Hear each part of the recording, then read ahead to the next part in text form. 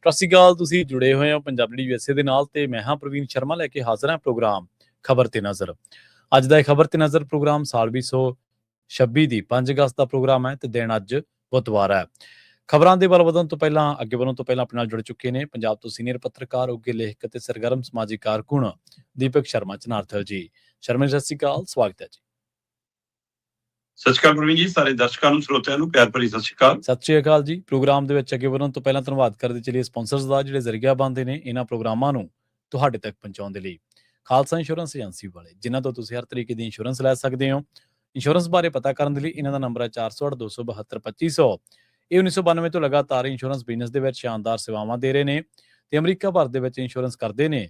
Obama care, Medicare ਜਾਂ ਫਿਰ covered California ਬਾਬਤ ਪਾਲਿਸੀ ਕਰਵਾਉਣ ਦੇ ਲਈ, ਸਲਾਹ ਲੈਣ ਦੇ ਲਈ ਅੱਜ ਹੀ ਕਾਲ ਕਰੋ 408-272-2500 ਤੇ। ਟਰਕੀਨ ਇਮੀਗ੍ਰੇਸ਼ਨ ਲਾ ਫਰਮ ਵਾਲੇ, ਜੇ ਟਰਕੀਨਾ ਅਟਾਰਨੀ ਟਰਕੀਨਾ ਦੇ ਨਾਲ ਤੁਸੀਂ US ਇਮੀਗ੍ਰੇਸ਼ਨ ਬਾਬਤ ਕੋਈ ਵੀ ਸਲਾਹ ਕਰਨੀ ਹੈ ਤੇ ਇਹਨਾਂ ਦਾ ਨੰਬਰ ਹੈ 415-909-0503। ਮਨਦੀਪ ਸਿੰਘ ਸੈਨਹੋਜ਼ੇ, ਓਮਕਾਰ ਸਿੰਘ ਫਰੈਜ਼ਨੋ, ਗੁਰਨਾਮ ਸਿੰਘ ਐਂਟੀਲੋਪ, ਮਨਦੀਪ ਢਿੱਲੋਂ ਯੂਨੀਵਰਸਿਟੀ ਤੇ ਲਾਲੀ ਸਿੰਘ ਗਰੇਵਾਲ ਫਰੀਮੌਂਟ ਤੋਂ। ਇਹਨਾਂ ਸਾਰੇ ਹੀ ਸਪਾਂਸਰਸ ਦਾ ਬਹੁਤ ਬਹੁਤ ਧੰਨਵਾਦ। ਤੇ ਜੇਕਰ ਤੁਸੀਂ ਵੀ ਪੰਜਾਬੀ USA ਦੇ ਇਹਨਾਂ ਪ੍ਰੋਗਰਾਮਾਂ ਨੂੰ ਸਪਾਂਸਰ ਕਰਨਾ ਚਾਹੁੰਦੇ ਹੋ ਤਾਂ ਸਟੂਡੀਓ ਦਾ ਨੰਬਰ ਹੈ 408-272-5200। ਖਬਰਾਂ ਦੀ ਸ਼ੁਰੂਆਤ ਕਰੀਏ ਸ਼ਰਮਾ ਜੀ। ਆਪਾਂ ਜਿਸ ਪੰਜਾਬ ਤੋਂ ਆਉਣੇ ਆ, ਜਿਸ ਸੱਭਿਅਤਾ ਤੋਂ ਅਸੀਂ ਆਉਣਾ, ਜਿਸ ਸਮਾਜ ਤੋਂ, ਜਿਸ ਸੰਸਕ੍ਰਿਤੀ, ਜਿਸ ਵਿਰਸੇ ਚੋਂ ਅਸੀਂ ਆਉਣੇ ਆ, ਉੱਥੇ ਜੇ ਇਕੱਠ ਦੇ ਵਿੱਚ ਵੈਸੇ ਤਾਂ ਬੀਬੀਆਂ ਘੱਟ ਬੋਲਦੀਆਂ ਸੀ ਜਾਂ ਬੈਠੀਆਂ ਰਹਿੰਦੀਆਂ ਸੀ, ਜਿੱਥੇ ਕਿਤੇ ਮਜਬੂਰੀ 'ਚ ਉਹਨਾਂ ਨੂੰ ਜਾਣਾ ਵੀ ਪੈਂਦਾ ਸੀ। ਪਰ ਜਦੋਂ ਬੀਬੀ ਕੋਈ ਬੋਲਦੀ ਸੀ ਤਾਂ ਉਹਦੀ ਗੱਲ ਸੁਣ ਲਈ ਜਾਂਦੀ ਸੀ, ਭਾਵੇਂ ਉਹਦੇ 'ਚ ਕੋਈ ਦੋਸ਼ ਵੀ ਹੁੰਦਾ ਸੀ, ਭਾਵੇਂ ਉਹਦੇ 'ਚ ਕਸੂਰ ਵੀ ਹੁੰਦਾ ਸੀ, ਤਾਂ ਫਿਰ ਵੀ ਉਹਨੂੰ ਮੌਕਾ ਦਿੱਤਾ ਜਾਂਦਾ ਸੀ ਤੇ ਸਤਿਕਾਰ ਵਜੋਂ, ਇੱਕ ਔਰਤ ਦੇ ਸਤਿਕਾਰ ਵਜੋਂ ਉਹਨੂੰ ਆਪਣਾ ਪੱਖ ਰੱਖਣ ਦਾ ਪੂਰਾ ਮੌਕਾ ਦਿੱਤਾ ਜਾਂਦਾ ਸੀ ਤੇ ਉਹਦੀ ਗੱਲ ਕੱਟੀ ਤੱਕ ਨਹੀਂ ਸੀ ਜਾਂਦੀ। ਉਹਨੂੰ ਭਾਈ, ਬੀਬਾ, ਭੈਣ ਜੀ, ਧੀਏ ਸੰਬੋਧਨ ਕਰਦੇ ਸੀ ਆਪਾਂ। ਪੰਜਾਬ ਦਾ ਸਦਨ ਪੰਜਾਬ ਦਾ ਹੀ ਹੈ ਤੇ ਜ਼ਾਹਰ ਜੀ ਗੱਲ ਹੈ, ਪੰਜਾਬ ਦੇ ਵਿੱਚੋਂ ਚੁਣੇ ਗਏ ਲੋਕ ਇੱਥੇ ਗਏ ਨੇ, ਸਾਡੇ ਨੁਮਾਇੰਦੇ ਨੇ। ਗਨੀਵ ਕੌਰ ਜਦੋਂ ਘੇਰ ਰਹੇ ਸੀ ਸਰਕਾਰ ਨੂੰ, ਤਾਂ ਕਹਿੰਦੇ ਸੱਤਾਧਾਰੀ ਧਿਰ ਤਾਂ ਇਸ ਸਮੇਂ ਬੇਸ਼ਰਮੀ ਦੀ ਹੱਦ ਹੀ ਪਾਰ ਕਰ ਗਈ ਜੀ। ਪ੍ਰਵੀਨ ਜੀ, ਮਾਨਸੂਨ ਸੈਸ਼ਨ ਚੱਲ ਰਿਹਾ ਪੰਜਾਬ ਦੀ ਵਿਧਾਨ ਸਭਾ ਦਾ ਜੀ। ਉਸ ਸੈਸ਼ਨ ਦੇ ਦਰਮਿਆਨ ਸਰਕਾਰ ਕਈ ਤਰ੍ਹਾਂ ਦੇ ਮਸਲਿਆਂ 'ਚ ਘਿਰੀ ਹੈ ਜੀ। ਕਈ ਤਰ੍ਹਾਂ ਦੇ ਸਵਾਲੀਆ ਚਿੰਨ੍ਹ ਉਹਨਾਂ ਤੇ ਲੱਗੇ ਨੇ। ਹੂੰ। ਉਹ ਤਾਂ ਵਿਰੋਧੀ ਧਿਰਾਂ ਦੇ ਤਿਲਾਂ 'ਚ ਤੇਲ ਹੀ ਨਹੀਂ ਹੈਗਾ ਕਿ ਉਹਨਾਂ ਨੂੰ ਘੇਰ ਸਕਣ। ਹੂੰ। ਕਾਲੇ ਪਰਨੇ ਪਾਉਣ ਨਾਲ ਨਹੀਂ ਸਰਕਾਰ ਘਿਰਦੀ। ਸਹੀ ਹੈ। ਉੱਥੇ ਤੁਹਾਡੇ ਕੋਲ ਤੱਥ, ਸਵਾਲ, ਲੱਤਾਂ 'ਚ ਜਾਨ ਖੜ ਕੇ ਸਵਾਲ ਕਰਨ ਦੀ, ਉਹਨਾਂ ਨਾਲ ਬਹਿਸ ਕਰਨ ਦੀ ਉਦਮ ਚਾਹੀਦਾ। ਸਹੀ ਹੈ। ਵਿਰੋਧੀ ਧਿਰ ਤਾਂ ਚਲੋ ਜੋ ਰੋਲ 'ਚ ਹੈ ਸੋ ਹੈ, ਪਰ ਐਕਟਿੰਗ ਬੀਬੀ ਗਨੀਵ ਕੌਰ ਨੇ ਆਪਣਾ ਦਮ ਦਿਖਾਇਆ। ਸ਼ਾਇਦ ਪਹਿਲੀ ਵਾਰ ਹੈ ਜਿੱਦਾਂ ਦੀ ਉਹ MLA ਬਣ ਕੇ ਆਈ ਆ, ਉਹਨੇ ਕੋਈ ਬਾਂਹ ਖੜੀ ਕਰਕੇ ਵੱਡਾ ਸਵਾਲ ਪੁੱਛਿਆ ਜੀ। ਔਰ ਸਵਾਲ ਬੜੇ ਵਾਜਬ ਸੀ। ਉਹ ਕਹਿੰਦੀ ਜੀ ਮੈਨੂੰ ਇੰਨਾ ਦੱਸ ਦਿਓ ਕਿ ਆਪਾਂ ਸਾਰੇ ਗਏ ਸੀ ਜੱਦਾ ਸਾਹਿਬ ਕੋਲ ਜੀ ਤੇ ਉੱਥੇ ਆਪਾਂ ਕਬੂਲ ਕਰਕੇ ਆਏ ਸੀ, ਅਰਦਾਸ ਕਰਕੇ, ਜੈਕਾਰੇ ਲਾ ਕੇ ਜੀ ਕਿ ਅਸੀਂ ਸੋਧ ਵਾਲੀ ਪ੍ਰਕਿਰਿਆ 'ਚ ਜਾਵਾਂਗੇ। ਕੀ ਕੀਤਾ ਜੀ ਉਹਦਾ? ਕਹਿੰਦੀ ਉਹ ਕਹਿੰਦੀ ਕਿ ਮੈਨੂੰ ਇਹ ਦੱਸ ਦਿਓ ਕਿ ਕੀ ਗੁਰੂ ਦੋਖੀ ਸਰਕਾਰ ਅਕਾਲ ਤਖਤ ਨਾਲ ਟੱਕਰ ਲੈਣ ਜਾ ਰਹੀ ਹੈ? ਜੀ, ਸਹੀ ਹੈ। ਸੱਤੇ ਕੱਪੜੀ ਅੱਗ ਲੱਗੀ ਇਸ ਸਵਾਲ ਤੇ। ਉਹ ਕਹਿੰਦੀ ਮੈਨੂੰ ਇਹ ਦੱਸ ਦਿਓ ਕਿ ਤੁਸੀਂ ਸੰਗਤ ਹੋ। ਤੇ ਸੰਗਤ ਦੀ ਪਰਿਭਾਸ਼ਾ ਉਹਨੇ ਗਣਾਈ ਫਿਰ ਜੀ। ਤੇ ਇਸ ਮਸਲੇ ਤੇ ਫਿਰ ਸੱਤਾਧਾਰੀ ਧਿਰ ਦੇ ਕੋਈ ਮੰਤਰੀ, ਕੋਈ MLA ਤੇ ਖੁਦ ਸਪੀਕਰ ਸਾਹਿਬ ਨੇ ਫਿਰ ਮੋਰਚਾ ਸੰਭਾਲਿਆ। ਠੀਕ ਹੈ। ਹੁਣ 94 ਦੇ ਵਿੱਚੋਂ ਕਿਸੇ ਕੋਲ ਤੱਥ ਦੇ ਆਧਾਰ ਤੇ ਗੱਲ ਕਰਨ ਲਈ ਲੌਜਿਕ ਹੈ ਨਹੀਂ ਕਿ ਤੁਹਾਨੂੰ ਇਸ ਕੰਮ ਲਈ ਸਪੀਕਰ ਝੋਕਣਾ ਪਏਗਾ। ਸਹੀ ਹੈ। ਸਪੀਕਰ ਦਾ ਰੋਲ ਕੀ ਅਜਿਹੇ ਤਰੀਕੇ ਨਾਲ ਤਲਖ ਲਹਿਜੇ ਨਾਲ ਪੇਸ਼ ਹੋਣ ਦਾ? ਸਹੀ ਹੈ, ਬਿਲਕੁਲ ਜੀ। ਕੀ ਉਸ ਦਾ ਰੋਲ ਸਰਕਾਰ ਨੂੰ ਕਾਊਂਟਰ ਕਰਨ ਦਾ? ਤੇ ਜਿਸ ਤਰ੍ਹਾਂ ਸਪੀਕਰ ਉਹਨਾਂ ਨੇ ਜਵਾਬ ਦਿੱਤੇ, ਬੀਬੀ ਜੀ ਬਹਿ ਜਾਓ, ਮੈਂ ਕਹਿਣਾ ਨਹੀਂ ਚਾਹੁੰਦਾ ਸੀ, ਤੁਹਾਡੇ ਰਿਸ਼ਤੇਦਾਰ ਬਾਦਲਾਂ ਨੇ ਐ, ਬਾਦਲਾਂ ਨੇ ਉਹ, ਠੀਕ ਹੈ, ਬਾਦਲਾਂ ਕਰਕੇ ਤੁਹਾਡੀ ਲਾਗਡਾਟ ਹੋਣੀ, ਠੀਕ ਹੈ, ਵਿਕਰਮ ਮਜੀਠੀਆ ਦੀ ਧਰਮ ਪਤਨੀ ਤੁਹਾਡੀ ਵਿਕਰਮ ਮਜੀਠੀਆ ਨਾਲ ਸਿਆਸੀ ਦੁਸ਼ਮਣੀ ਹੋਣੀ, ਤੇ ਜੇ ਉਹ ਦੋਸ਼ੀ ਆ ਤਾਂ ਹੁਣ ਤੱਕ ਉਹਦੇ ਮਾਮਲਿਆਂ 'ਚ ਚਲਾਨ ਪੇਸ਼ ਕਿਉਂ ਨਹੀਂ ਕਰ ਰਹੇ ਤੁਸੀਂ ਡਰੱਗ ਵਾਲਾ? ਸਹੀ ਹੈ। ਪਰ ਉਸ ਦੇ ਨਾਲ ਉਸ ਦੀ ਪਤਨੀ ਨੂੰ ਤੁਸੀਂ ਕਿਵੇਂ ਇਸ ਵਿਵਹਾਰ 'ਚ ਲੈ ਸਕਦੇ ਹੋ, ਇੱਕ ਔਰਤ ਦੇ ਨਾਤੇ ਵੀ? ਸਹੀ ਹੈ। ਚੁਣੀ ਮੈਂਬਰ ਦੇ ਨਾਤੇ ਵੀ। ਪ੍ਰਵੀਨ ਜੀ, ਜਦੋਂ ਬੀਬੀ ਗਨੀਵ ਕੌਰ ਉੱਠ ਕੇ ਬਾਹਰ ਆਈ ਤੇ 25-30 MLA ਸਣੇ ਮੰਤਰੀ ਸੰਤਰੀ ਘੇਰ ਰਹੇ ਸੀ, ਉੱਚੀ ਚੀਕਾਂ ਮਾਰ ਰਹੇ ਸੀ। ਮਤਲਬ ਜਿਸ ਤਰ੍ਹਾਂ ਇਕੱਲੀ ਔਰਤ ਨੂੰ ਘੇਰਾ ਪਾਉਣ ਦੀ ਪ੍ਰਕਿਰਿਆ ਹੋਵੇ, ਡਰਾਉਣ ਦੀ ਪ੍ਰਕਿਰਿਆ ਹੋਵੇ। ਸਹੀ ਹੈ। ਦ੍ਰਿਸ਼ ਤਸਵੀਰਾਂ ਸਭ ਦੇ ਸਾਹਮਣੇ ਨੇ। ਇਹ ਕਿਹੜਾ ਸੱਭਿਆਚਾਰ ਹੈ? ਸਹੀ ਹੈ। ਇਹ ਕਿਹੜੀ ਮਰਿਆਦਾ ਹੈ? ਤੁਸੀਂ ਸੱਭਿਆਚਾਰ ਨੂੰ, ਮਰਿਆਦਾ ਨੂੰ, ਸਭ ਨੂੰ ਛਿੱਕੇ ਟੰਗਿਆ। ਸਹੀ ਹੈ। ਵਿਧਾਨ ਸਭਾ ਦੀ ਤਾਂ ਕੋਈ ਮਰਿਆਦਾ ਹੋਊ, ਤੁਸੀਂ ਉਹ ਮਰਿਆਦਾ ਵੀ ਛਿੱਕੇ ਟੰਗੀ ਜੀ। ਆਪਾਂ ਨੂੰ ਇਹ ਤਾਂ ਪਤਾ ਹੈ ਕਿ ਔਰਤ ਨਾਲ ਕਿਵੇਂ ਵਿਚਰਨਾ ਹੈ। ਸਹੀ ਹੈ, ਬਿਲਕੁਲ। ਚੁਣੇ ਨੁਮਾਇੰਦੇ ਹੋ ਤੁਸੀਂ, ਤੇ ਤੁਹਾਨੂੰ ਉਹ ਵੀ ਨਹੀਂ ਆਉਂਦਾ। ਤੇ ਇਹਦਾ ਮਤਲਬ ਤੁਹਾਡੇ ਕੋਲ ਵੀ ਜਵਾਬ ਨਹੀਂ ਹੈਗਾ। ਨਾ। ਜਿਹੜੇ ਇੱਕ ਦਿਨ ਪਹਿਲਾਂ ਇਹ ਕਹਿ ਰਹੇ ਸੀ ਕਿ ਜੀ ਇਹ ਗੁਰੂ ਤੋਂ ਵੱਡੀ ਹੁੰਦੀ ਹੈ ਸੰਗਤ, ਅਸੀਂ ਸੰਗਤ ਦੇ ਪ੍ਰਸੰਗ ਦੇ ਵਿੱਚ ਇਹ ਗੱਲ ਅੱਗੇ ਵਧਾ ਰਹੇ ਹਾਂ ਜੀ, ਇਸ ਲਈ ਅਸੀਂ ਇਹ ਚਰਚਾ ਕਰ ਰਹੇ ਹਾਂ, ਤੇ ਇਹਨੂੰ ਸੰਗਤ ਕਹੀਏ ਜਿਹਨੇ ਅਜਿਹਾ ਵਿਵਹਾਰ ਕੀਤਾ ਕੱਲ ਉੱਥੇ। ਸਹੀ ਹੈ। ਇਹ ਪੰਜਾਬ ਨੂੰ ਸ਼ਰਮਸ਼ਾਰ ਕੀਤਾ ਇਹਨਾਂ ਐਮਐਲਏਆਂ ਨੇ ਜੀ। ਤੁਸੀਂ ਉਸ ਦੇ ਸਵਾਲਾਂ ਦਾ ਜਵਾਬ ਉਸੇ ਲਹਿਜੇ ਚ ਦਿਓ ਨਾ। ਕੌਣ ਰੋਕਦਾ? ਇੱਕ ਛੱਡੋ, ਤੁਹਾਡੇ ਕੋਲ 94 ਨੇ 94 ਦਿਓ ਜਵਾਬ ਜੀ। ਪਰ ਤੁਸੀਂ ਜੋ ਦ੍ਰਿਸ਼ ਘੜਿਆ, ਇਹ ਰਹਿੰਦੇ ਸਮੇਂ ਤੱਕ ਇਹਨਾਂ ਨੂੰ ਸਵਾਲ ਕਰਦਾ ਰਹੂਗਾ। ਠੀਕ ਹੈ, ਹੁਣ ਸੱਤਾ ਦਾ ਨਸ਼ਾ, ਤਾਕਤ ਦਾ ਨਸ਼ਾ। ਸਹੀ ਹੈ। ਪਰ ਇਹ ਤਰੀਕਾ ਕਾ ਠੀਕ ਨਹੀਂਗਾ। ਬਿਲਕੁਲ ਤੁਸੀਂ ਦਰੁਸਤ ਕਿਹਾ ਕਿ ਲੱਖ ਕਾਮੀਆਂ ਹੋਣਗੀਆਂ ਇਹ ਚੇ ਦੇ ਪਰਿਵਾਰ ਚ, ਪਰ ਉਹ ਵਿਧਾਨ ਸਭਾ ਚ ਚੁਣ ਕੇ ਆਈ ਮੈਂਬਰ ਹੈ ਜੀ। ਸਹੀ ਹੈ। ਤੇ ਉਹਨੇ ਇੱਕ ਸਵਾਲ ਕੀਤਾ, ਤੁਸੀਂ ਉਹਦਾ ਜਵਾਬ ਦੇ ਦਿਓ। ਕੋਈ ਵੀ ਸਵਾਲ ਕਰਕੇ ਦੇਖੋ ਨਾ। ਇਹ ਤਾਂ ਪਿਛਲਿਆਂ ਤੇ ਚਲੇ ਜਾਂਦੇ ਨੇ ਕਿ ਉਹ ਇਹ ਕਰਦੇ ਸੀ ਜੀ, ਆਹ ਉਹ ਕਰਦੇ ਸੀ, ਇਹਨਾਂ ਨੇ ਐਂ ਕੀਤਾ ਜੀ। ਕਮਾਲ ਹੈ। ਫਿਰ ਤੁਹਾਡੇ ਸਵਾਲ ਦਾ ਜਵਾਬ ਕਿਉਂ? ਬੇਰੁਜ਼ਗਾਰੀ ਵਾਲਾ ਕੱਲ ਮਸਲਾ ਆਇਆ ਕਿ ਦੱਸ ਦਿਓ ਜੀ ਰੁਜ਼ਗਾਰ ਕਿੰਨਾ ਦਿੱਤਾ, ਵਾਈਟ ਪੇਪਰ ਜਾਰੀ ਕਰ ਦਿਓ। ਠੀਕ ਹੈ। ਕਿਸੇ ਵੀ ਹਲਕੇ ਚ ਚੱਲਦੇ ਆ, ਮੈਂ ਛੱਡ ਦੂੰਗਾ, ਕੋਈ ਬਾਂਹ ਖੜੀ ਕਰ ਦੇਵੇ ਨਾ, ਅਮਨ ਅਰੋੜਾ ਲੱਗ ਗਿਆ ਕਿ ਵੀ ਤੂੰ ਮੈਦਾਨ ਚ ਆਇਆ, ਉੱਥੇ ਘੋਲ ਨਾ ਆਇਆ। ਸਹੀ ਗੱਲ ਹੈ, ਬਿਲਕੁਲ। ਤੁਸੀਂ ਅੰਕੜੇ ਦਿਓ ਕਿ ਹਾਂ ਬਈ ਅਸੀਂ ਇੰਨੀਆਂ ਨੌਕਰੀਆਂ ਦਿੱਤੀਆਂ, ਇਸ ਖੇਤਰ ਚ ਇੰਨੀਆਂ ਦਿੱਤੀਆਂ। ਇੱਕ ਦਿਨ ਪਹਿਲਾਂ ਤੁਹਾਡਾ ਸਿੱਖਿਆ ਮੰਤਰੀ ਕਹਿ ਰਿਹਾ ਕਿ ਸਾਡੀਆਂ ਤਾਂ ਜੀ 30,000 ਪੋਸਟਾਂ ਖਾਲੀ ਪਈਆਂ ਇੱਕੋ ਖੇਤਰ ਚ ਹੈ ਜੀ, ਬਾਕੀ ਤਾਂ ਗੱਲ ਹੀ ਨਹੀਂ ਹੋ ਰਹੀ। ਸਹੀ ਹੈ, ਬਿਲਕੁਲ। ਤੁਸੀਂ ਨਿਯੁਕਤੀਆਂ ਪੱਤਰ ਵੰਡਦੇ ਫਿਰ ਰਹੇ ਹੋ ਤੇ ਤੁਸੀਂ ਦਮ ਭਰਦੇ ਹੋ। ਉਹਨਾਂ ਨਿਯੁਕਤੀ ਪੱਤਰ ਦੇ ਕੇ ਵੀ ਉਹਨਾਂ ਨੂੰ ਰੁਜ਼ਗਾਰ ਨਹੀਂ ਮਿਲਦਾ, ਉਹਨਾਂ ਦੀ ਨਿਯੁਕਤੀ ਨਹੀਂ ਹੁੰਦੀ। ਸਹੀ ਹੈ। ਸੋ ਇਸ ਲਈ ਸਰਕਾਰ ਸਿਰਫ ਸੱਤਾ ਦੇ ਦਮ ਦੇ ਉੱਤੇ ਮਿੱਟੀ ਪਾਉਣ ਦੀ ਕਵਾਇਦ ਚ, ਆਪਣੀ ਪਿੱਠ ਆਪ ਥਾਪਣ ਦੀ ਕਵਾਇਦ ਚ, ਆਪਣੇ ਮੂੰਹਾਂ ਮਿੱਠੂ ਬਣਨ ਦੀ ਕਵਾਇਦ ਚ, ਤੇ ਇਸ ਕੰਮ ਦੇ ਲਈ ਉਹਨਾਂ ਨੇ ਸਪੀਕਰ ਵੀ ਲਾ ਲਿਆ ਹੁਣ। ਤੇ ਇਸ ਲਈ ਇਹ ਸਾਰੀਆਂ ਅਦਾਂ ਪਾਰ ਨੇ। ਹੁਣ ਇਹ ਨਾ ਹੋਵੇ ਕਿ ਇਸ ਰੋਲ ਚ ਹੁਣ ਜੱਦਰ ਸਾਹਿਬ ਫਿਰ ਨਵੇਂ ਰੋਲ ਚ ਆ ਜਾਣ, ਕਿਉਂਕਿ ਅਕਾਲੀ ਦਲ ਉਹਨਾਂ ਦੀ ਪਿੱਠ ਪਿੱਛੇ ਖੜ ਜਾਂਦਾ ਜਾ ਕੇ। ਸਹੀ ਹੈ। ਉਥੋਂ ਲੁੱਕੇ ਚੱਲਦਾ ਜੀ ਕਿ ਤੁਸੀਂ ਸਾਡੀ ਢਾਲ ਬਣੋ ਜੀ, ਸਾਥੋਂ ਨਹੀਂ ਸਰਦਾ। ਸੋ ਇਹ ਟਕਰਾਅ ਵੱਧਦਾ ਦਿਖ ਰਿਹਾ। ਜਿਸ ਤਰ੍ਹਾਂ ਸੈਸ਼ਨ ਚੱਲ ਰਿਹਾ ਮਾਨਸੂਨ ਸਾਡਾ ਲੋਕ ਸਭਾ ਦਾ ਤੇ ਰਾਜ ਸਭਾ ਦਾ, ਹਾਂਜੀ, ਉੱਥੇ ਪ੍ਰਧਾਨ ਮੰਤਰੀ ਤੇ ਅਮਿਤ ਸ਼ਾਹ ਗ੍ਰਹਿ ਮੰਤਰੀ ਭਗੌੜੇ ਹੋ ਜਾਂਦੇ ਨੇ, ਸਵਾਲਾਂ ਦੇ ਜਵਾਬ ਦੇਣ ਤੋਂ ਭੱਜਦੇ ਨੇ। ਪ੍ਰਧਾਨ ਮੰਤਰੀ ਤਾਂ ਮੈਨੂੰ ਲੱਗਦਾ ਸਦਨ ਚ ਆਉਣ ਤੋਂ ਕਿਨਾਰਾ ਕਰ ਰਹੇ ਨੇ, ਆ ਹੀ ਨਹੀਂ ਰਹੇ। ਬਿਲਕੁਲ। ਅਮਿਤ ਸ਼ਾਹ ਆਉਂਦੇ ਨੇ ਪਰ ਉਹ ਅੰਦਰ ਨਹੀਂ ਜਾ ਕੇ ਜਵਾਬ ਦੇ ਰਹੇ। ਤੇ ਉਹੀ ਹਾਲ ਸਾਡੇ ਮੁੱਖ ਮੰਤਰੀ ਦਾ। ਉਹ ਵੀ ਹੁਣ ਕੱਲ 2:30 ਵਜੇ ਤੱਕ ਦਾ ਟਾਈਮ ਸੀ ਸਦਨ ਦਾ, ਤੇ 1 ਵਜੇ ਜੀ ਕਹਿੰਦਾ ਜੀ 1:30 ਵਜੇ ਜੀ ਮੈਂ ਕੈਬਨਿਟ ਦੀ ਮੀਟਿੰਗ ਬੁਲਾ ਲਈ। ਇਹ ਮਰਿਆਦਾ ਭੰਗ ਨਹੀਂ, ਇਹ ਅਪਮਾਨ ਨਹੀਂ। ਤੇ ਇਸ ਲਈ ਜਦੋਂ ਤੁਸੀਂ ਇਸ ਤਰੀਕੇ ਨਾਲ ਸੱਤਾ ਦੇ ਨਸ਼ੇ ਸਾਰਾ ਕੁਝ ਕਰੋਗੇ ਤਾਂ ਇਹ ਸਾਰੇ ਸਵਾਲ ਆਉਣਗੇ। ਅੱਜ ਠੀਕ ਹੈ, ਕਈ ਤਰ੍ਹਾਂ ਡਰ ਕੇ ਮੀਡੀਆ ਕਰਮੀ, ਬੁੱਧੀਜੀਵੀ, ਚਿੰਤਕ ਲੋਕ ਤੁਹਾਨੂੰ ਸਵਾਲ ਕਰਨੋਂ ਕਿਨਾਰਾ ਕਰਦੇ ਹੋਣਗੇ। ਕੋਈ ਗੱਲ ਨਹੀਂ, ਇੱਥੇ ਹੀ ਆ ਸਾਰਾ ਕੁਝ। ਸਹੀ ਹੈ, ਬਿਲਕੁਲ ਜੀ। ਅਗਲੀ ਗੱਲ ਕਰੀਏ ਸ਼ਰਮਾ ਜੀ, ਆਪਾਂ ਆਰਮੀ ਸਕੂਲਾਂ ਦੀ। ਪੰਜਾਬੀ ਹੁਣ ਕਹਿੰਦੇ ਪੜ੍ਹਾਵਾਂਗੇ ਅਸੀਂ, ਪਹਿਲਾਂ ਤਾਂ ਮੁਨਕਰ ਹੋ ਗਏ ਸੀਗੇ। ਪ੍ਰਵੀਨ ਜੀ, ਇਹ ਲੰਬੀ ਜੱਦੋਜਹਿਦ ਦਾ ਸਵਾਲ ਬਣ ਗਿਆ ਸੀ। ਸਹੀ ਹੈ ਜੀ। ਜਲੰਧਰ ਤੋਂ ਇਹ ਪਹਿਲੂ ਉੱਭਰ ਕੇ ਸਾਹਮਣੇ ਆਇਆ ਸੀਗਾ ਕਿ ਜਲੰਧਰ ਦੇ ਆਰਮੀ ਸਕੂਲਾਂ ਨੇ ਇੱਕ ਪ੍ਰਵਾਨ ਕਰਤਾ ਸੀਗਾ ਕਿ ਹਿੰਦੀ, ਅੰਗਰੇਜ਼ੀ ਤੇ ਸੰਸਕ੍ਰਿਤ ਅਸੀਂ ਇਹ ਪੜ੍ਹਾਵਾਂਗੇ ਜੀ। 6ਵੀਂ ਤੋਂ 8ਵੀਂ ਜਮਾਤ ਵਾਲਿਆਂ ਲਈ ਫਾਰਮੂਲਾ ਬਦਲਤਾ ਸੀ ਇਹਨਾਂ ਨੇ। 9ਵੀਂ ਤੋਂ 12ਵੀਂ ਤੱਕ ਦੇ ਜਮਾਤ ਵਾਲਿਆਂ ਲਈ ਫਾਰਮੂਲਾ ਬਦਲਤਾ ਸੀ ਇਹਨਾਂ ਨੇ ਜੀ। ਸੰਸਕ੍ਰਿਤ ਨੂੰ ਲਾਜ਼ਮੀ ਵਿਸ਼ਾ ਬਣਾਤਾ ਸੀ ਇੱਕ ਤਰੀਕੇ ਨਾਲ, ਤੇ ਪੰਜਾਬੀ ਨੂੰ ਲਗਭਗ ਬਾਹਰ ਕਰਤਾ ਸੀ ਜੀ। ਤਦ ਪੰਜਾਬ ਚੇਤਨਾ ਮੰਚ, ਡਾਕਟਰ ਲਖਵਿੰਦਰ ਜੌਲ, ਸਤਨਾਮ ਸਿੰਘ ਮਾਣਕ, ਗੁਰਪ੍ਰੀਤ ਪਲਾਹੀ, ਇਹਨਾਂ ਨੇ ਪਹਿਲ ਕਦਮੀ ਕੀਤੀ। ਇਸ ਮਾਮਲੇ ਨੂੰ ਉਜਾਗਰ ਕੀਤਾ, ਮਾਪਿਆਂ ਨਾਲ ਤਾਲਮੇਲ ਕੀਤਾ, ਸਕੂਲ ਨਾਲ ਸੰਪਰਕ ਸਾਧਨਾ ਸ਼ੁਰੂ ਕੀਤਾ, ਪਰ ਉਹ ਮੈਨੇਜਮੈਂਟ ਪਿੱਛੇ ਹਟਣ ਲਈ ਤਿਆਰ ਨਹੀਂ ਹੋਈ। ਮਤਲਬ ਉੱਥੋਂ ਸਪਸ਼ਟ ਹੋ ਗਿਆ ਕਿ ਪੰਜਾਬ 'ਚ ਜਿੰਨੇ ਆਰਮੀ ਸਕੂਲ ਚੱਲਦੇ ਨੇ ਉਹਨਾਂ ਨੇ ਆਹ ਫਾਰਮੂਲਾ ਅਪਣਾ ਲਏ। ਬੱਚਿਆਂ ਤੇ ਦਬਾਅ ਬਣਾਇਆ ਜਾ ਰਿਹਾ ਸੀ, ਮਾਪਿਆਂ ਦੇ ਦਬਾਅ ਬਣਾਇਆ ਜਾ ਰਿਹਾ ਸੀ। ਉਹਨੂੰ ਲਿਖਤੀ ਲੈਣ ਦੀ ਕਵਾਇਦ ਤੋਰ ਲਈ ਕਿ ਅਸੀਂ ਆਪਣੀ ਇੱਛਾ ਨਾਲ ਲੈ ਰਹੇ ਹਾਂ ਜੀ। ਸਹੀ ਹੈ। ਇਹ ਸਾਰੇ ਦੇ ਵਿੱਚ ਜਦੋਂ ਇਹ ਮੁਹਿੰਮ ਸਾਹਮਣੇ ਉੱਭਰੀ ਤੇ ਚੰਡੀਗੜ੍ਹ ਪੰਜਾਬੀ ਮੰਚ ਨੇ ਵੀ, ਕੇਂਦਰੀ ਪੰਜਾਬੀ ਲੇਖਕ ਸਭਾ ਨੇ ਵੀ ਧਰਨੇ, ਮੁਜ਼ਾਹਰੇ, ਪ੍ਰਦਰਸ਼ਨ, ਆਪਾਂ ਵੀ ਚਰਚਾਵਾਂ ਦੇ ਵਿੱਚ ਇਸ ਨੂੰ ਵੱਡੇ ਸਵਾਲ ਚ ਲਿਆਂਦਾ, ਪ੍ਰਦਰਸ਼ਨਾਂ ਚ ਵੀ ਜਾਣ ਦਾ ਮੌਕਾ ਮਿਲਿਆ ਤੇ ਲੜਾਈ ਵੱਡੀ ਬਣ ਗਈ। ਤੇ ਲੜਾਈ ਵੱਡੀ ਬਣੀ ਤਾਂ ਇਹਦੇ ਵਿੱਚ ਸਾਹਮਣੇ ਆਇਆ ਇੱਕ ਰੋਲ ਅਹਿਮ ਤੌਰ ਦੇ ਉੱਤੇ ਘੱਟ ਗਿਣਤੀ ਕਮਿਸ਼ਨ ਦੇ ਚੇਅਰਮੈਨ ਰਹੇ ਨੇ ਤਰਲੋਚਨ ਸਿੰਘ। ਠੀਕ ਹੈ ਜੀ। ਉਹਨਾਂ ਨਾਲ ਸੰਪਰਕ ਹੋਇਆ ਡਾਕਟਰ ਲਖਵਿੰਦਰ ਜੌਹਲ, ਸਤਨਾਮ ਸਿੰਘ ਮਾਨਖੁਰਾ ਦਾ।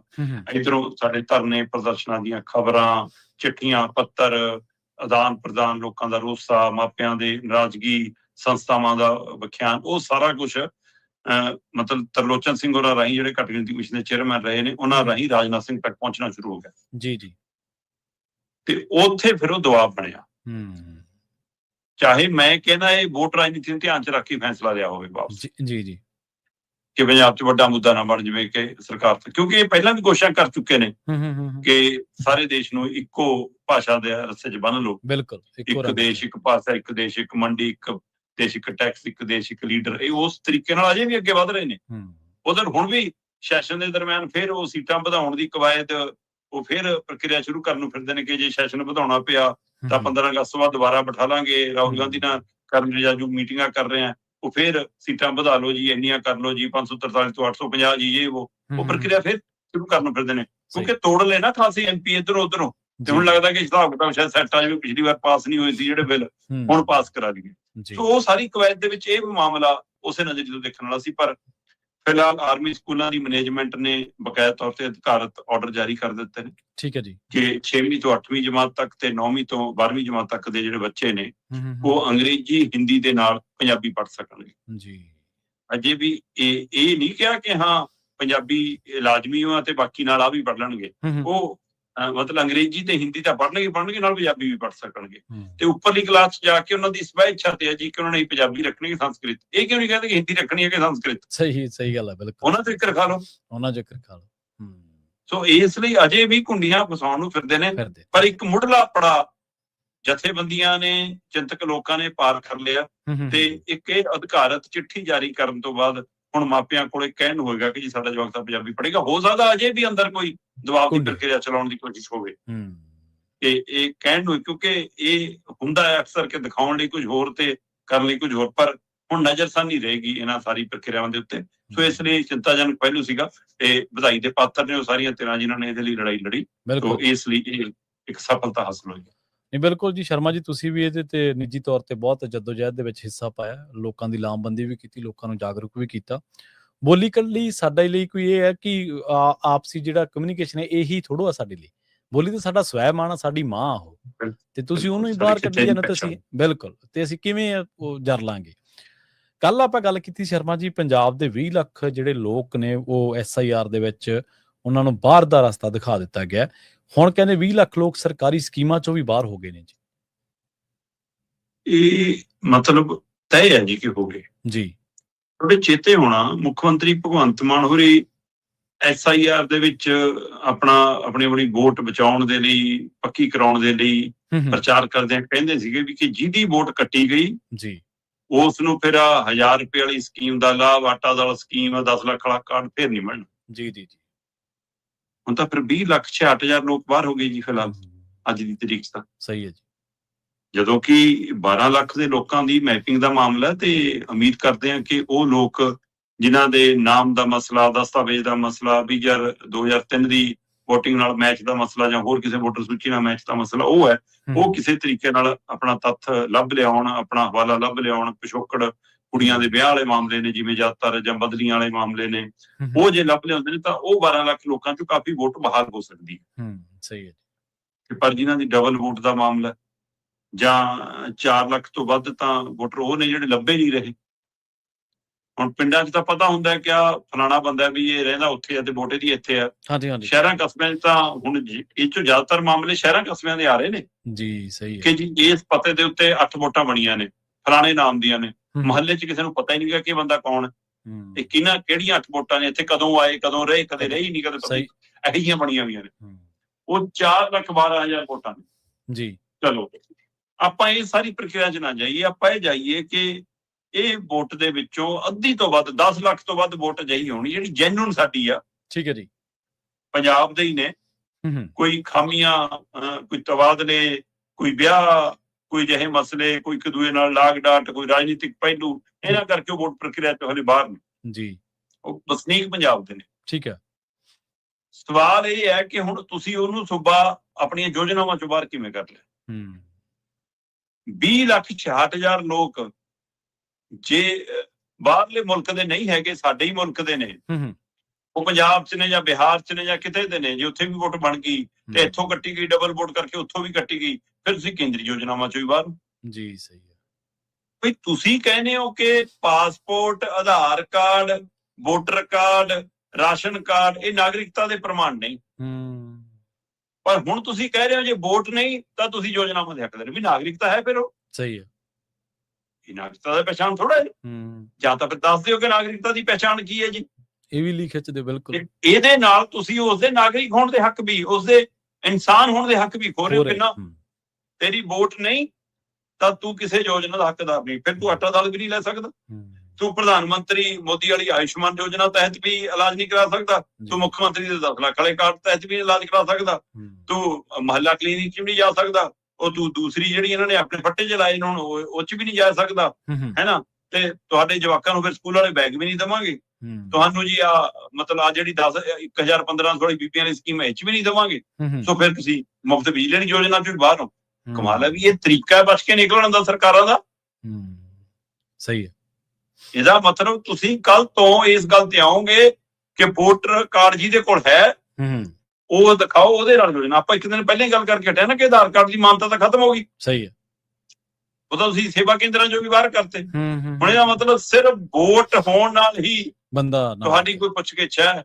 ਸੋ ਦਿਮਾਗ ਦੇ ਵਿੱਚ ਰਾਜਨੀਤਿਕ ਧਿਰਾਂ ਦੇ ਵਿੱਚ ਦੇਸ਼ ਪ੍ਰਤੀ, ਨਾਗਰਿਕਾਂ ਪ੍ਰਤੀ, ਸੂਬੇ ਪ੍ਰਤੀ, ਸੂਬੇ ਵਾਸੀਆਂ ਪ੍ਰਤੀ ਸਾਰੇ ਪਹਿਲੂ। ਕੱਲ ਨੂੰ ਤਾਂ ਅਸੀਂ ਡੰਗਰ ਪਸ਼ੂਆਂ ਦੇ ਇਲਾਜ ਤੋਂ ਵੀ ਵਾਂਝੇ ਹੋ ਜਾਓਗੇ। ਨਾ ਨਾ ਨਾ, ਇਹ ਤਾਂ ਸਾਡਾ ਕੋਈ ਸੰਬੰਧ ਨਹੀਂ ਦੀ ਵੋਟ ਥੋੜਾ। ਸਹੀ। ਸੋ ਇਹਦਾ ਮਤਲਬ 18 ਸਾਲ ਤੱਕ ਦਾ ਜਵਾਕ ਦੇ ਹੱਕ ਵੀ ਖੋਲੋਗੇ ਤੁਸੀਂ ਕਿ ਨਾ ਇਹਦੀ ਕਿਹੜਾ ਵੋਟ ਹੈ ਜੀ। ਜੀ ਜੀ ਬਿਲਕੁਲ ਬਿਲਕੁਲ। ਤੁਹਾਡੇ ਐਨਕ ਸਿਰਫ ਵੋਟ ਦੀ ਰਾਜਨੀਤੀ ਦੀ ਲੱਗੀ ਹੈ। ਇਸ ਲਈ ਇਹ 20 ਲੱਖ ਲੋਕਾਂ ਦੇ ਲਈ ਇੱਕ ਤਰੀਕੇ ਨਾਲ ਸਰਕਾਰੀ ਯੋਜਨਾਵਾਂ ਚੋਂ ਬਾਹਰ ਕਰਨ ਦੀ ਪ੍ਰਕਿਰਿਆ। ਮੁੱਖ ਮੰਤਰੀ ਭਗਵੰਤ ਮਾਨ ਜੀ ਇਹ ਤਾਂ ਕਹਿੰਦੇ ਰਹੇ ਕਿ ਭਾਈ ਵੋਟ ਬਚਾ ਲਓ ਜੇ ਯੋਜਨਾਵਾਂ ਬਚਾ ਕੇ ਰੱਖਣੀਆਂ, ਪਰ ਆਪਣੇ BLO ਦੇ ਨਾਲ ਮੈਂਬਰ ਨਹੀਂ ਰੱਖ ਸਕੇ। ਸਰਕਾਰ ਸੀ, ਜ਼ਿਆਦਾਤਰ ਪਿੰਡਾਂ ਦੀ ਸਰਪੰਚ ਪੰਚ ਤੁਹਾਡੇ ਕੋਟੇ 'ਚ ਬੋਲਦੇ ਨੇ। ਸਹੀ ਹੈ। ਤੇ BLO ਦੇ ਨਾਲ ਸਭ ਤੋਂ ਵੱਧ ਜੇ ਸਰਗਰਮ ਸੀ ਕਿਸੇ ਦੇ ਵਰਕਰ ਤਾਂ BJP ਦੇ ਫਿਰ ਰਹੇ ਨੇ। ਜਦੋਂ ਕਿ ਹਰੇਕ ਪਾਰਟੀ ਨੇ ਆਪਣੇ ਨੁਮਾਇੰਦੇ ਦੇਣੇ ਸੀ, ਪਾਰਟੀਆਂ ਇਸ ਮਾਮਲੇ 'ਚ ਫੇਲ ਹੋਈਆਂ ਨੇ। ਲੋਕ ਆਪਣੀ ਵੋਟ ਆਪ ਬਚਾਉਂਦੇ ਫਿਰਦੇ ਨੇ। ਸਹੀ ਹੈ। ਸੋ ਇਸ ਲਈ ਇਹ ਤਰੀਕਾਕਾਰ ਸਪਸ਼ਟ ਹੈ ਕਿ ਨਾਗਰਿਕਾਂ ਦੇ ਹੱਕਾਂ ਨੂੰ ਅਣਦੇਖੀ ਕਰਕੇ ਸਰਕਾਰ ਸਿਰਫ ਵੋਟ ਦੇਖ ਕੇ ਕੰਮ ਕਰਨ ਲੱਗ ਪਈ। ਮੁੱਖ ਮੰਤਰੀ ਸਾਹਿਬ ਦੇ ਬਿਆਨ ਤੋਂ ਤੇ ਇਉਂ ਲੱਗਦਾ ਵੀ ਕੱਲ ਨੂੰ ਇਹਨਾਂ ਨੇ ਸੰਵਿਧਾਨ ਦੀ ਸਹੁੰ ਵੀ ਨਹੀਂ ਚੁੱਕਣ ਦੀ ਲੋੜ ਫਿਰ ਇਹਨਾਂ ਲੋਕਾਂ ਨੂੰ। ਤਾਂ ਸੰਵਿਧਾਨ ਤਾਂ ਲੋਕਾਂ ਵਾਸਤੇ ਬਣਿਆ ਨਾ, ਉਹਦੀ ਸਹੁੰ ਨਾ ਚੁੱਕੋ। ਆਪਦੇ ਪਾਰਟੀਆਂ ਦਾ ਕੋਈ ਬਣਾ ਲਓ ਖਰੜਾ ਜਾ, ਉਹਦੀ ਸਹੁੰ ਚੁੱਕ ਲਿਆ ਕਰੋ, ਬਣ ਜਾ ਕਰੋ ਮੁੱਖ ਮੰਤਰੀ। ਵੀ ਤੁਸੀਂ ਹੋਕਾ ਦੇ ਰਹੇ ਹੋ ਵੀ ਆਪਦੀ ਵੋਟ ਬਚਾ ਲਓ, ਤੁਸੀਂ ਕਾਹਦੇ ਵਾਸਤੇ ਹੈ?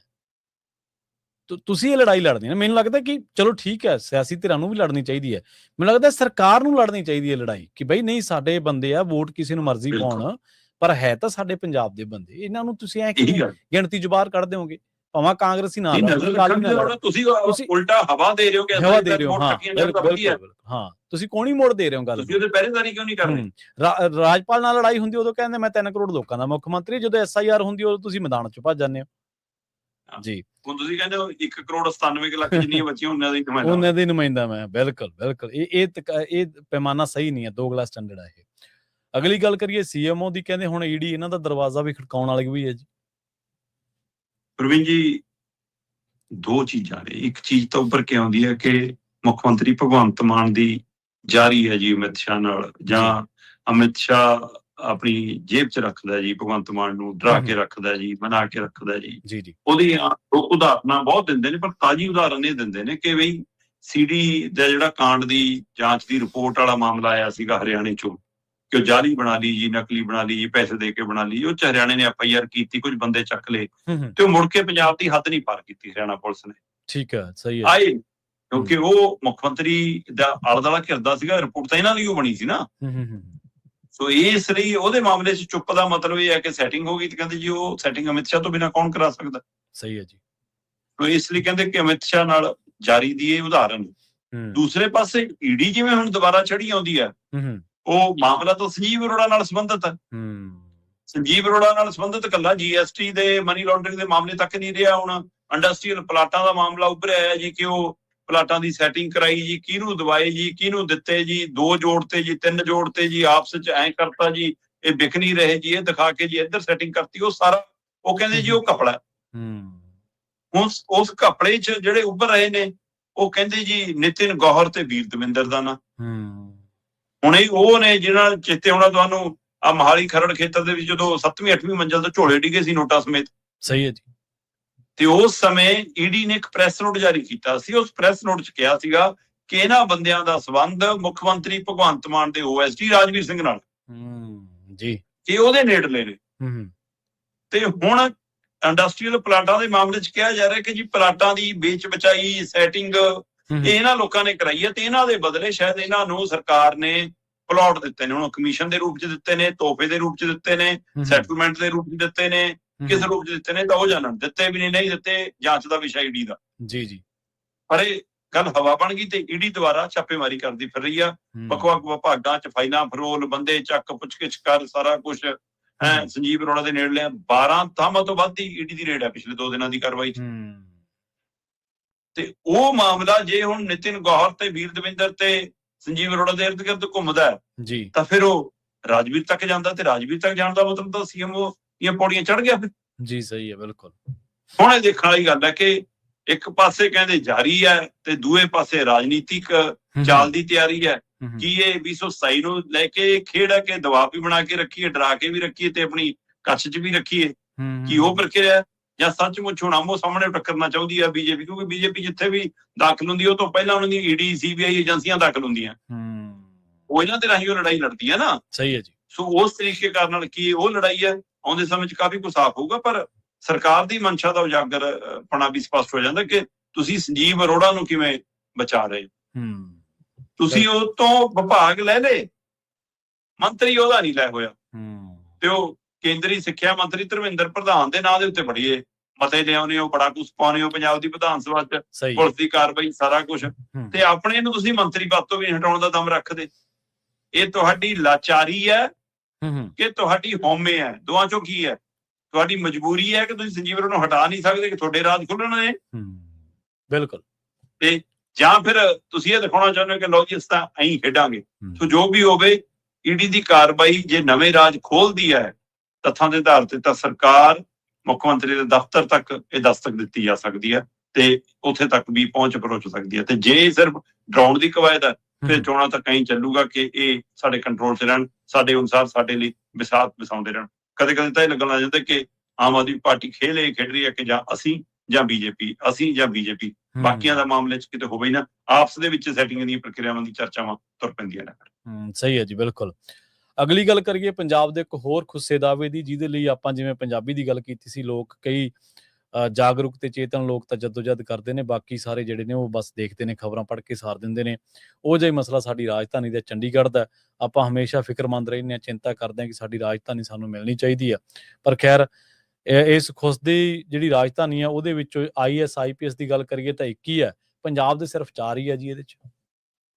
ਪ੍ਰਵੀਨ ਜੀ, ਬਿਲਕੁਲ ਤੁਹਾਡੀ ਗੱਲ ਦਰੁਸਤ ਹੈ ਕਿ ਕਹਿਣ ਨੂੰ ਇਹ ਪੰਜਾਬ ਦੀ ਰਾਜਧਾਨੀ, ਔਰ ਪੰਜਾਬ ਦੀ ਰਾਜਧਾਨੀ ਕਹਿ ਕੇ ਉਸਾਰੀ ਸੀ, ਔਰ 5 ਸਾਲ ਲਈ ਟੈਂਪਰੇਰੀ ਹਰਿਆਣੇ ਨੂੰ ਕਿਰਾਏ ਤੇ ਵਿੱਚ ਰੱਖਿਆ ਸੀਗਾ, ਤੇ ਉਹ ਅਜੇ ਵੀ ਪੱਕਾ ਕਬਜ਼ਾ ਕਰੀ ਬੈਠਾ। ਉਹਦਾ ਮਸਲਾ ਵੱਖਰਾ, ਉਹ ਤਾਂ ਸਾਡੇ ਨਾਲ ਜ਼ਿਆਦਾ ਮਾਰਕੀਟ ਰੱਖਦਾ। ਅੱਜ ਆਪਾਂ ਜੋ ਉਸ ਮਸਲੇ 'ਚ ਨਹੀਂ ਪੈਂਦੇ, ਆਪਾਂ ਮਸਲੇ 'ਚ ਪੈਂਦੇ ਆ ਕਿ ਉਸ ਸਮੇਂ ਵੀ ਜੇ 1966 ਦੇ ਹਵਾਲੇ ਨਾਲ ਵੀ ਤੈਅ ਹੋਇਆ, 60-40 ਦੀ ਰੇਸ਼ੋ ਵੀ ਤੈਅ ਹੋਈ, ਸਾਰਾ ਕੁਝ ਹੋਇਆ, ਤਦ ਵੀ ਉਹਦੇ ਅਨੁਸਾਰ ਵੀ ਇਹ ਚੰਡੀਗੜ੍ਹ ਪੰਜਾਬ ਦੀ ਰਾਜਧਾਨੀ ਸੀ। ਤੁਸੀਂ ਹਰਿਆਣੇ ਨੂੰ ਕਿਹਾ ਵੀ 5 ਸਾਲ ਬਾਅਦ ਤੂੰ ਆਪਣੀ ਵੱਖਰੀ ਬਣਾ ਲੇਗਾ, ਉਨੀ ਦੇਰ ਇੱਥੇ ਰਹਿ। ਸਹੀ ਹੈ। ਤੇ ਉਸ ਤਹਿਤ ਤੈਅ ਹੋਇਆ ਕਿ ਕਮਿਸ਼ਨਰ ਪੰਜਾਬ ਦਾ, SSP ਪੰਜਾਬ ਦਾ, DC ਹਰਿਆਣੇ ਦਾ, ਇਹ ਸਿਖਰਲੇ ਅਹੁਦੇ ਸੀ ਚੰਡੀਗੜ੍ਹ 'ਚ ਜੀ।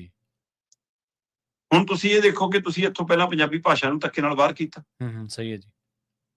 ਫਿਰ ਤੁਸੀਂ ਪੰਜਾਬ ਯੂਨੀਵਰਸਿਟੀ ਵਾਲੇ ਮਾਮਲੇ 'ਚ ਦਖਲ ਦੇਣ ਦੀ ਪ੍ਰਕਿਰਿਆ ਕੀਤੀ ਕਿ ਕਿਸੇ ਤਰੀਕੇ ਨਾਲ ਉਹਨੂੰ ਕੇਂਦਰੀਕਰਨ ਕਰ ਲਈਏ, ਉਹਦਾ ਕੰਟਰੋਲ ਕਰ ਲਈਏ, ਉੱਥੋਂ ਪੰਜਾਬੀਆਂ ਨੂੰ ਬਾਹਰ ਕਰ ਦਈਏ। ਪਹਿਲਾਂ ਆਪ ਹੀ ਹਰਿਆਣਾ ਹਿਮਾਚਲ ਛੱਡ ਕੇ ਭੱਜ ਗਏ ਕਿ ਜੀ ਅਸੀਂ ਨਹੀਂ ਇਹਨਾਂ ਨਾਲ ਅਟੈਚ ਰਹਿਣਾ। ਹੁਣ ਨਾਲ ਧੱਕੇ ਨਾਲ ਦੁਬਾਰਾ ਦਾਖਲ ਹੋਣ ਨੂੰ ਫਿਰਦੇ ਨੇ, ਯੂਨੀਵਰਸਿਟੀ ਤੇ ਕੰਟਰੋਲ ਕਰਨ ਨੂੰ ਫਿਰਦੇ ਨੇ। ਫਿਰ ਤੁਸੀਂ ਇੱਥੋਂ ਦੇ ਕੈਡਰ ਨੂੰ ਪੰਜਾਬ ਪੈਟਰਨ ਦੀ ਬਜਾਏ ਕੇਂਦਰੀ ਪੈਟਰਨ ਤੇ ਲੈ ਗਏ। ਫਿਰ ਤੁਸੀਂ ਇੱਕ ਝੂਠੀ ਕੈਡਰ ਦੇ ਨਾਂ ਤੇ ਉਸਾਰ ਲਿਆ। ਇਹ 7-8 ਕਿਲੋਮੀਟਰ ਇੱਕ ਪਾਸੇ ਨੂੰ, 7-8 ਕਿਲੋਮੀਟਰ ਦੂਏ ਪਾਸੇ ਨੂੰ, ਮਤਲਬ 14 ਕਿਲੋਮੀਟਰ ਤੋਂ ਲੈ ਕੇ 16 ਕਿਲੋਮੀਟਰ ਵਾਲਾ ਸ਼ਹਿਰ ਜੀ। ਸਹੀ ਹੈ। ਜਿੱਥੇ ਸਭ ਤੋਂ ਵੱਡਾ ਪੁਲਿਸ ਦਾ ਉਹਦਾ SSP ਦਾ ਹੁੰਦਾ ਸੀ ਤੇ ਉਧਰ ਕਮਿਸ਼ਨਰ ਤੇ DC ਹੁੰਦਾ ਸੀ, ਬਸ ਆਹ ਉਹਦੇ ਸੀਗੇ।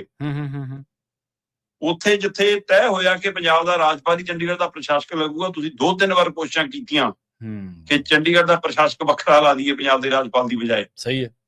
ਉਹ ਸਾਰੀ ਕਵਾਇਦ ਕੰਟਰੋਲ ਕਰਨ ਦੀ ਨਹੀਂ। ਫਿਰ ਤੁਸੀਂ ਇਹ ਸਭ ਦੇ ਵਿੱਚ ਇੱਕ ਡਿਊਟੀ ਕੈਡਰ ਨਾਂ ਤੇ ਨਵਾਂ ਕੈਡਰ ਉਸਾਰਨਾ ਸ਼ੁਰੂ ਕਰਤਾ, ਪੰਜਾਬ ਤੇ ਹਰਿਆਣਾ ਨੂੰ ਇੱਕ ਤਰੀਕੇ ਨਾਲ ਅਫਸਰ ਅਧਿਕਾਰੀ ਵਿਭਾਗਾਂ ਚੋਂ ਬਾਹਰ ਕਰਨਾ ਸ਼ੁਰੂ ਕਰ ਦਿੱਤਾ। ਜੀ ਜੀ। ਇਹ ਅੱਜ ਸਵਾਲ ਕਿਉਂ ਉੱਠਿਆ? ਸੈਸ਼ਨ ਚੱਲ ਰਿਹਾ, ਮਾਨਸੂਨ ਸੈਸ਼ਨ, ਉੱਥੇ ਚੰਡੀਗੜ੍ਹ ਤੋਂ ਮੈਂਬਰ ਪਾਰਲੀਮੈਂਟ ਨੇ ਮਨੀਸ਼ ਤਿਵਾੜੀ ਜੀ। ਮਨੀਸ਼ ਤਿਵਾੜੀ ਹੈ ਤਾਂ ਮੈਂਬਰ ਪਾਰਲੀਮੈਂਟ ਕਾਂਗਰਸ ਵੱਲੋਂ, ਪਰ ਅੱਜ ਕੱਲ੍ਹ ਕਾਂਗਰਸ ਨਾਲ ਜਾਂ ਕਾਂਗਰਸੀ ਹਾਈ ਕਮਾਂਡ ਉਹਨਾਂ ਦਾ ਵੀ 36 ਦਾ ਅੰਕੜਾ ਚੱਲਦਾ। ਪਰ ਉਹਨੇ ਸਵਾਲ ਬਾਜ਼ਲ ਚੁੱਕਿਆ ਉੱਥੇ। ਉਹਨਾਂ ਨੇ ਕੇਂਦਰ ਸਰਕਾਰ ਨੂੰ ਪੁੱਛਿਆ ਵੀ ਮੈਨੂੰ ਇਹ ਦੱਸ ਦਿਓ ਕਿ 14-16 ਕਿਲੋਮੀਟਰ ਵਾਲੇ ਸ਼ਹਿਰ ਦੇ ਵਿੱਚ ਆ ਅਫਸਰਾਂ ਅਧਿਕਾਰੀਆਂ ਦੀ ਫੌਜ ਕਾਹਦੇ ਵਾਸਤੇ ਹੈ? ਕਿ ਜਿੱਥੇ ਇੱਕ ਥਾਣੇਦਾਰ ਨਾਲ ਸਰ ਸਕਦਾ ਹੈ, ਜਿੱਥੇ ਸਭ ਤੋਂ ਵੱਡਾ ਉਹਦਾ SSP ਦਾ ਸੀ, ਉੱਥੇ ਤੁਸੀਂ ਉਹਦੇ ਸਿਰ ਤੇ ਇਹਨਾਂ ਨੇ IPS ਅਧਿਕਾਰੀ ਕਿਉਂ ਬਿਠਾਤੇ?